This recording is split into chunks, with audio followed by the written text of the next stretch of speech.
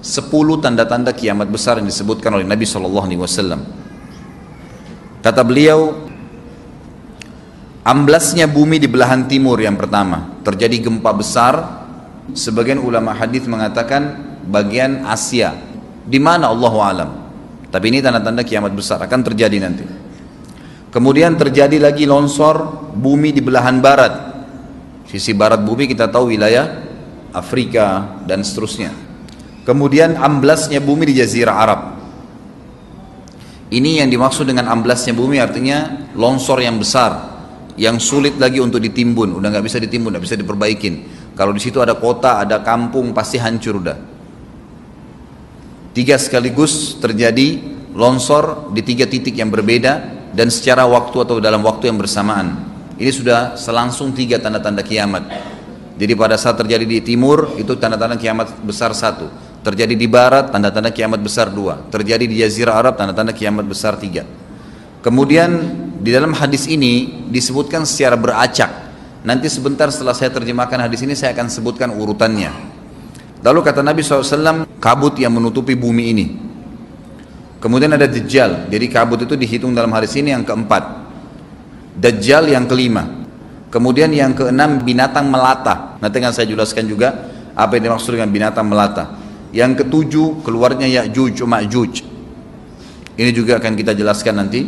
Kemudian yang kedelapan matahari terbit dari tempat terbenamnya. Yang kesembilan keluarnya api dari perut kota Aden yang menghalau manusia. Sulit, manusia tidak bisa melalui Jazirah Arab. Kemudian yang ke-10 turunnya Isa putra Maryam. Turunnya Isa putra Maryam. Tentu saya katakan tadi hadis ini disebutkan dan disepakati oleh para ulama sifatnya teracak. Karena cukup banyak dalil-dalil yang lain yang mengurut kejadian ini. Urutan yang pertama dari 10 ini adalah keluarnya Dajjal. Ini urutan pertama. Dajjal, jemaah sekalian, adalah diambil dari kata-kata Dajjalah yang berarti kekacauan. Ciri-ciri Dajjal disebutkan dalam banyak hadis yang sahih adalah mata kanannya yang paling pertama rusak seperti anggur kering. Kata Nabi SAW dalam hadis sahih, ketahuilah Dajjal buta mata kanannya dan Tuhan kalian tidak buta, karena dia akan mengaku sebagai Tuhan. Kemudian dia orangnya memiliki kulit yang kehitam-hitaman serta memiliki dahi yang lebar. Setiap orang beriman bisa membaca di dahinya tertulis 3 huruf kafara. Semua orang yang ngerti tulisan Arab, tidak ngerti tulisan Arab akan bisa tahu dan baca itu kafara, kufur. Rambutnya keriting dan orangnya tinggi besar. Kata Nabi SAW, kalau kalian dengar Dajjal keluar di satu lokasi, maka menghindarlah. Walaupun kalian harus lari ke gunung, dia akan keluar membuat kerusakan selama 40 hari. Kata Nabi SAW, 40 hari itu sehari seperti setahun, sehari lagi yang kedua seperti sebulan, hari yang ketiga seperti sepekan, dan sisa harinya seperti hari kalian. Dia akan keliling muka bumi semuanya, dan kata Nabi SAW, seluruh bumi ini akan dimasuki oleh Dajjal. Tidak tertinggal satu lorong, gang, jangankan kota atau desa, kecuali Dajjal akan masuk ke dalamnya, kecuali Madinah dan Mekah. Tidak bisa dimasuki oleh Dajjal. Kata Nabi SAW dalam hadis sahih, karena di setiap pintu gerbang Mekah dan Madinah malaikat menghenuskan pedangnya dan menghalau Dajjal sehingga Dajjal tidak bisa masuk. Pada saat dia tiba di Palestina, waktu yang bersamaan di kota Madinah berkecamuk. Kaum muslimin sepakat semua keluar untuk mengejar Dajjal dan membunuhnya. Keluar dari kota Madinah satu orang yang namanya seperti namanya Nabi Muhammad SAW, Muhammad bin Abdullah, dan dia dari turunan Nabi SAW juga. Dan orang ini punya julukan Mahdi, dikenal dengan Imam Mahdi. Inilah tanda-tanda kiamat yang kedua. Pada saat dia tiba di Mekah, dibaiatlah oleh banyak kaum muslimin, tidak disebutkan jumlah pasukannya, maka terbentuklah pasukan jihad yang mengejar Dajjal menuju ke Palestina. Lalu keluar tanda-tanda kiamat 3, langsung berentetan semua. Tanda-tanda kiamat besar yang ketiga adalah pada saat pasukan Imam Mahdi dengan pasukan jihad itu tiba di Darul Baydha namanya. Hadis menyebutkan di menara itulah, di masjid itulah Imam Mahdi mampir sholat asar bersama pasukannya. Dikatakan Isa alaihissalam akan turun sambil memegang kedua sayapnya malaikat, dan dari rambutnya yang basah meneteskan air. Maka dia pun turun, lalu kemudian dia masuk, dan orang-orang pada saat itu mengenalnya kalau dia adalah Isa, dan mereka sudah tahu ini masanya keluarnya Dajjal, ini Mahdi sudah ada, mereka tahu akan turun Isa, sudah ada informasi seperti saya sampaikan ke Bapak Ibu sekarang, itu mungkin muslimin di zaman itu sudah tahu semua. Sholatlah mereka, kemudian mereka menuju ke Palestina. Ringkas cerita adalah Nabi Isa alaihissalam akhirnya tiba dengan pasukan mujahidin di depan pintu gerbang Babulut. Dajjal mengatakan, bukakan pintu gerbang, mereka tidak akan mampu melawan kita karena pasukannya mereka banyak memang. Maka Dajjal dengan sombongnya menunggu di depan pintu gerbang. Pada saat dibuka, Dajjal kaget melihat ada Isa alaihissalam.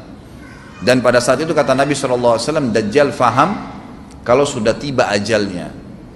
Begitu melihat Isa alaihissalam, dia lari dan badannya sambil meleleh di depan para pengikutnya. Pada saat Dajjal mati, pengikutnya pada ketakutan semua. Mereka anggap Dajjal Tuhan, mereka anggap Dajjal orang yang perkasa lah, orang yang kebal lah, beragam macam kelebihan. Mereka kaget pada saat mati, maka bertebaranlah mereka dan akhirnya mereka sembunyi di bawah pohon dan di atas batu. Kemudian batu dan pohon akan memberikan penjelasan, hai muslim ini Yahudi, bunuhlah. Maka dibunuhlah pada saat itu mereka. Lalu Nabi Isa alaihissalam memimpin di muka bumi, dan kata Nabi SAW, pada saat itu Islam, agama Islam yang dibawa oleh Nabi SAW akan masuk ke semua rumah di muka bumi, gak tersisa. Satu dunia ini semuanya Islam. Hadis sahih. Maka Nabi Isa alaihissalam memimpin pada saat itu, disebutkan dalam hadis 40 tahun dengan ketenangan, menerapkan hukum Islam. Semuanya beriman kepada Allah subhanahu wa ta'ala dan menjadi muslim. Setelah itu keluar tanda-tanda hari kiamat besar yang keempat, yaitu keluarnya Ya'juj dan Ma'juj. Nabi SAW sebutkan ciri-ciri mereka. Mata mereka sobekannya kecil sehingga mata mereka kelihatan seperti sipit, tapi bola matanya besar. Mereka memiliki rambut yang keriting dan mereka memiliki poster yang umumnya seperti poster manusia. Ada hadis yang berbunyi mereka akan mendatangi sebuah sungai, kalau tidak salah namanya sungai Tibria, airnya banyak mengalir.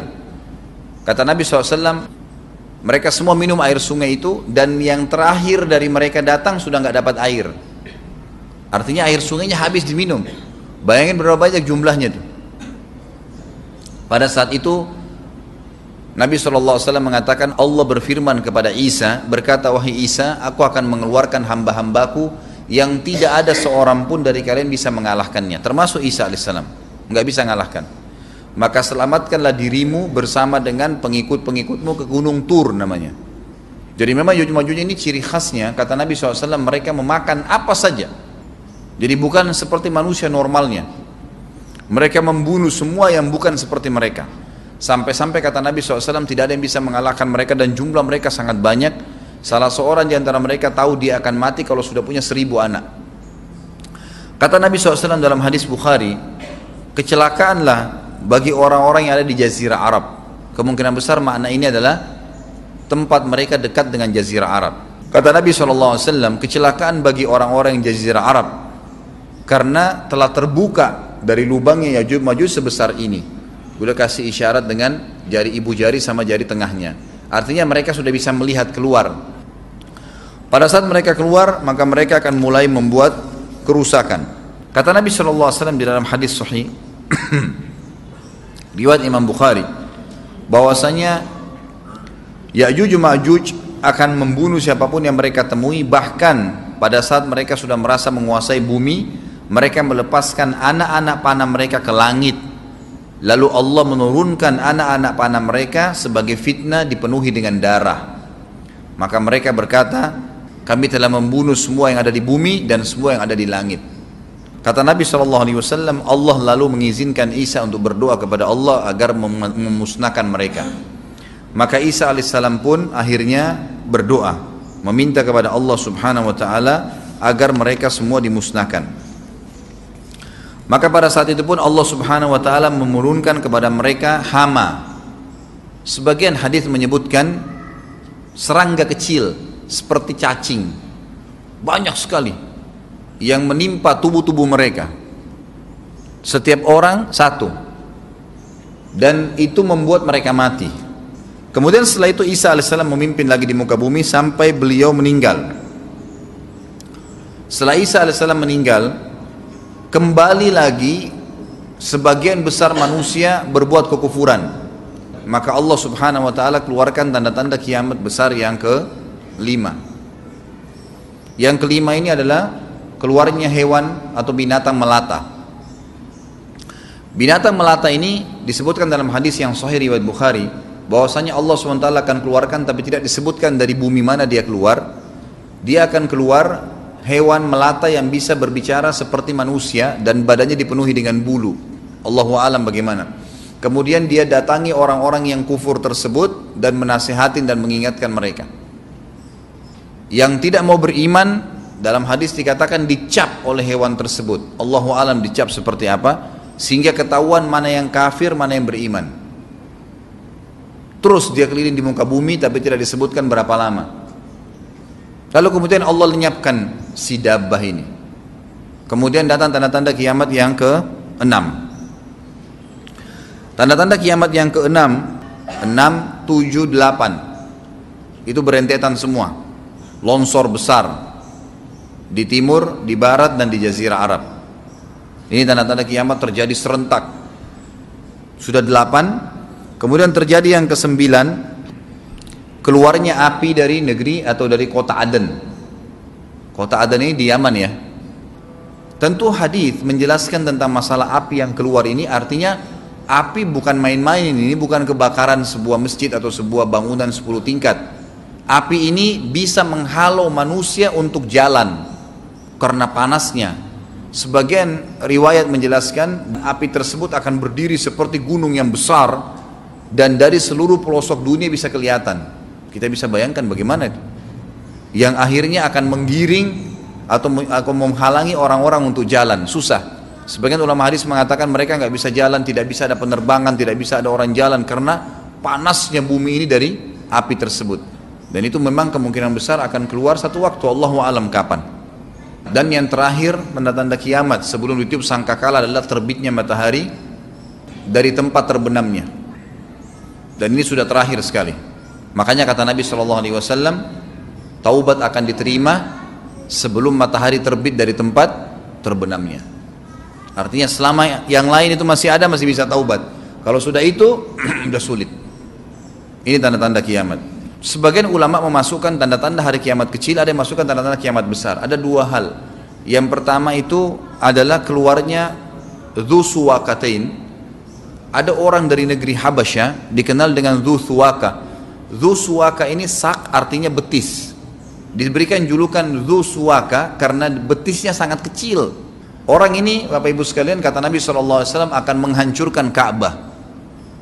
Dan kata para ulama pada saat itu memang manusia sudah sunyi, nggak ada lagi yang datangin Ka'bah. Orang-orang sudah lalai gitu kan. Keluarlah orang ini. Makanya sebagian ulama memasukkan dia tanda-tanda kiamat sebelum terbitnya matahari dari tempat terbenam. Ditambahkan ini yang ke-11 atau ini yang ke-10, terbitnya nanti kiamat yang ke-11. Kata Nabi SAW, dia akan mencabut batu-batu Ka'bah satu persatu sampai rata dengan tanah. Dan saya sedang dilihatkan oleh Allah sekarang bagaimana pada saat dia mencabut batu itu. Hadis sahih riwayat Bukhari Muslim. Yang terakhir, yang kedua, yang berhubungan juga dengan tanda-tanda kiamat, ada yang memasukkan kiamat kecil, tapi ini lebih dekat dengan kiamat besar. Orang yang terakhir meninggal itu adalah orang dari asli suku Madinah yang sedang mengembala kambing. Kata Nabi SAW, orang yang terakhir meninggal dari kalian kalangan manusia, semua orang sudah mati tinggal dia sendiri, tapi dia nggak tahu. Dia lagi mengembala kambing, kemudian dia masuk dengan gembalanya ke kota Madinah, ditemukan semuanya tidak ada kehidupan, nggak ada orang, nggak ada binatang, nggak ada apa-apa, tinggal dia sendiri. Pada saat dia meletakkan telapak kakinya di kota Madinah, maka pada saat itu dia meninggal. Dan inilah manusia terakhir meninggal sebelum ditiup sangkakala terakhir. Allahu a'lam.